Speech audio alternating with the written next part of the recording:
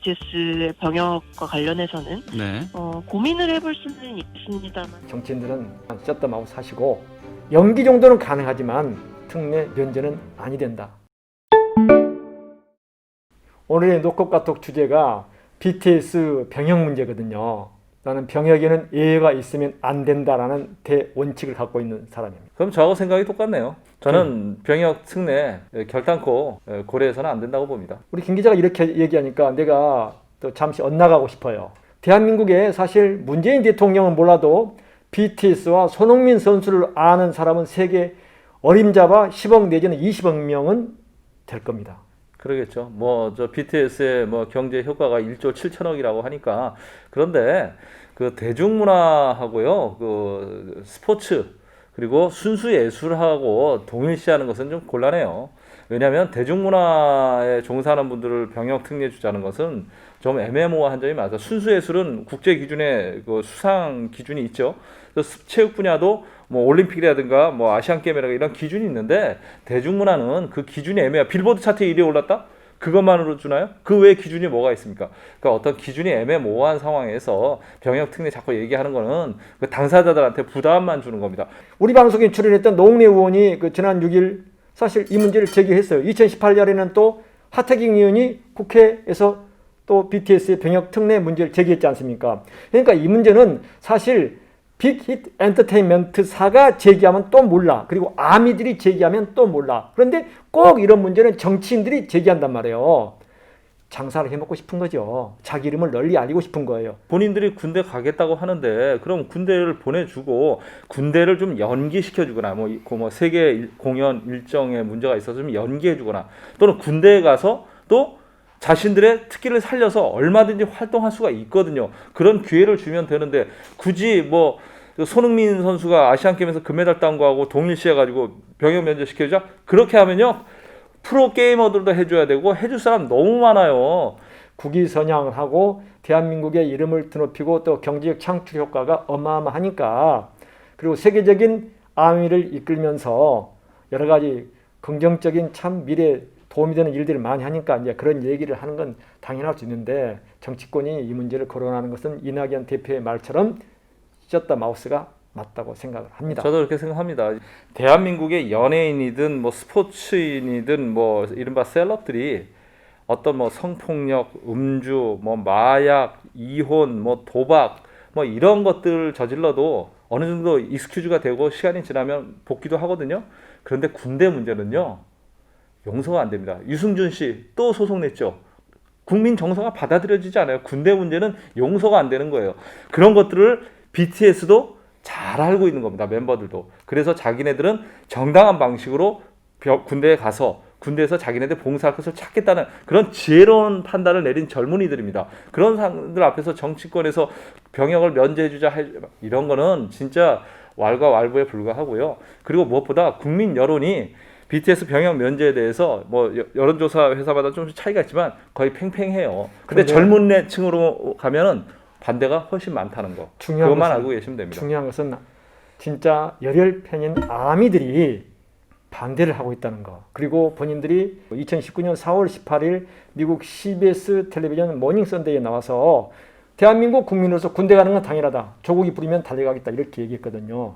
그러니까 병역 의무를 당연시하고 있는 사람들을 정치권에서 꺼내서 문제 제기하고 이 공론화시키면서 법을 만들려고 하는 것. 민주당의 전용기 의원이 이제 병역 특례법을 더 개정하려고 하는데, 이러한 형태들은 진짜 비난받아 마땅하다. 그리고 이 문제는 가만 놔두고 정의 BTS에게 병역의 특례 혜택을 주고 싶으면, 가장 나이 많은 그 친구가 올해 28살이더라고요. 그러니까 군대를 갈 이제 나이가 찼어요. 30살쯤에 가야 되는데 35살까지 연기시켜 주는 것도 하나의 방법이라고 봐요. 이 친구들은 군무 등을 통해서 노래를 부르지 않습니까? 그러니까 그 활동 기간을 좀 연장해 주는 것은 있을지언정 병역 면제를 하자, 이건 아니라고 봅니다. 저도. 프로 스포츠나 대중문화 예술인들한테까지 그 병역 특례를 주면요, 무슨 문제가 생기냐면, 제가 프로야구 팬이라서 또 프로야구 얘기를 안 할 수가 없는데, 프로야구 LG 트윈스에 모 선수가 있습니다.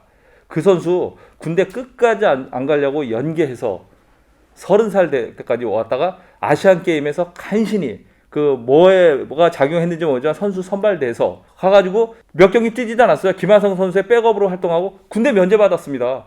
국민 여론이 다 질타를 하거든요. 그 선수 전 뻔뻔하다고 생각합니다. 올해 우리나라 출생아 수가 아마 28구만 30만 아래로 떨어질 텐데 이 가운데 남아 수가 14만 15만 만이 될 텐데 이 사람 다 군대 간다 해보세요. 그래도 군대를 채우지를 못해.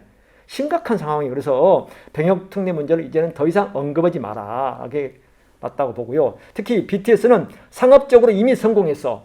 우리 빅히트 엔터테인먼트를 5일날 6일날 공모를 했는데 무려 58조 6천억쯤 몰렸어요. 606대 1이야. 1억을 넣으면 2주를 받을 수 있는 정도로 어마어마한 사실 공모장이 탄생했는데 이 사실 방탄소년단의 각 멤버들에게 최소한 수백억씩의 돈이 이미 안겨졌어요. 그리고 경제적으로도 이미 평생 쓸 돈을 다 벌었어. 여기에 다시 병역 특례까지 준다? 그러니까 병역 특례를 주자는 거예요, 말자는 거예요. 주지 말자는 거죠. 네. 그리고 아니, 주고 얘기 싶으면 들으면 좀 주자는 것 같기도 하고 주지 말자는 것 같기도 아니 하고. 머리가 그래서 그렇게 나쁘세요? 네, 좀 머리가 좀 나빠요. 평소에 머리 좋다고 맨날 얘기하면서 왜 갑자기 겸손해졌어요? 사실 우리가 정치부 기자를 그 노태우 전 대통령 말기부터 했는데 보면 그래도 YS나 DJ는 말을 잘 들었어요. 국민 여론에 민감하셨죠? 그리고 그분들은. 이제야 밝힐 수 있는 얘기지만 김대중 전 대통령 시절에 제가 청와대 출입기자였는데 출입기자를 2년 반 하고 나와서 여당에 반장을 할 때였어요. 당시에 이모 대통령 수행비서를 통해서 저한테 무슨 일이 생기면 의견을 물어요. 이런 의견을 어떻게 생각하느냐라고 물어요. 정책이나 무슨 일을 할 때 대통령이 판단을 요할 때 그 제 기억에 수십 번은 될 겁니다. 여러분들이 못 믿으시겠지만 박근혜 전 대통령도 그 제가 뭐 그 측근들을 좀 알아서 그런 것도 있지만 그 자주 전화했었어요 저한테. 그래서 이건 어떻게 생각해? 저거 생각해? 그랬거든요. 근데 문재인 대통령은 그 대화를 두루두루 한다는 얘기는 별로 못 들어본 것 같아요. 문재인 대통령은 거의 민주당의 의원들조차도 정책적 아이디어나 국정 그리고 전국 사안과 관련해서 의견을 내는 경우가 별로 그렇게 많지 않은 것으로. 왜 그러신 것 같아요? 내성적이라서 그러신가요? 대통령이 좀 샤이하기도 하고 인품이나 여러 가지는 참 좋으신데 하여튼 대통령으로서 그 비선을 두면 안 된다는 확고한 생각이 강해서 그런지 그 비선을 둔다는 게 나쁜 게 아니라 전윤철 전 감사원장 아시죠? 네. 경제부총리도 하시고 이분이 이런 얘기를 하더라고요. 아니 원장님은 어떤 때는 그 핏대 그 전핏대라고 불 같은 그런 화를 내고 막 역정을 내면서도 결정할 때 보면은 되게 합리적으로 할 때가 많다 그랬더니 이분이 얘기를 해요.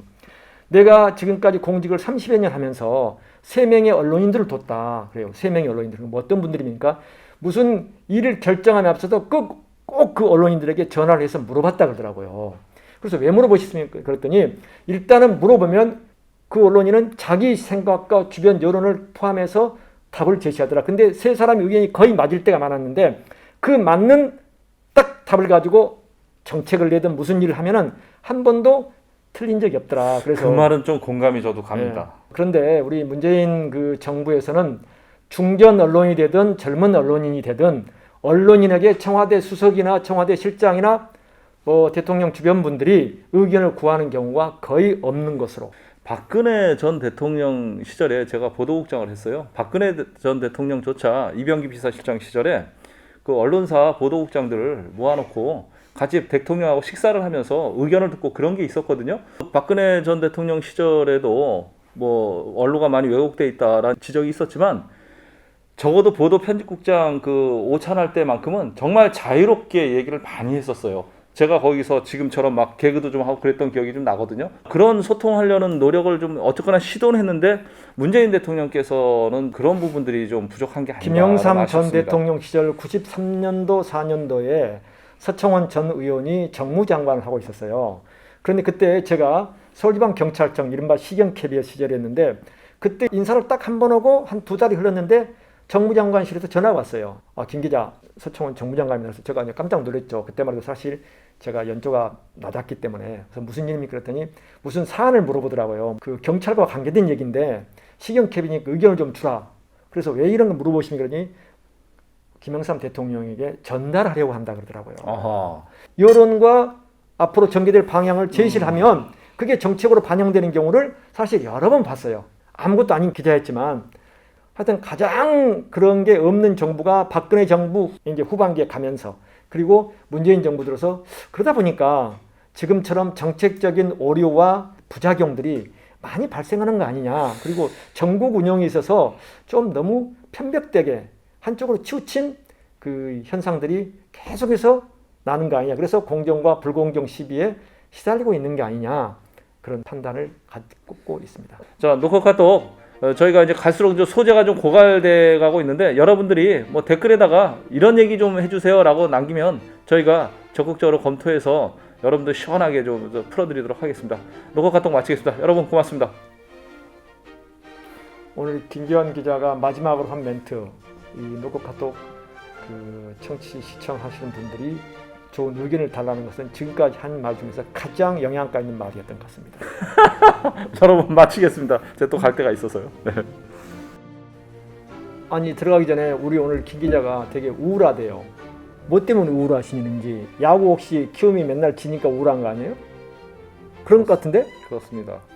그러면 기자를 그만두고 CBS 괜히 얼굴만 충대지 말고 회사도 어려운데 아예 저기 고척 동구장 가서 피켓 들고 스포츠를 하든가 감독 퇴진하라고 피켓 시위를 하든가. 가지지 않는 자 가진 최대의 무기는 데몬스트레이션이거든. 그러니까 그 길로 가시죠. 그 길이 나을 것 같아요. 어떻게 생각하세요? 저는 그 한글날 집회 광화문에 나가서 손혁 키움 히어로즈 감독 퇴진을 외쳐야 될 것 같습니다. 이건 꼭 내주세요.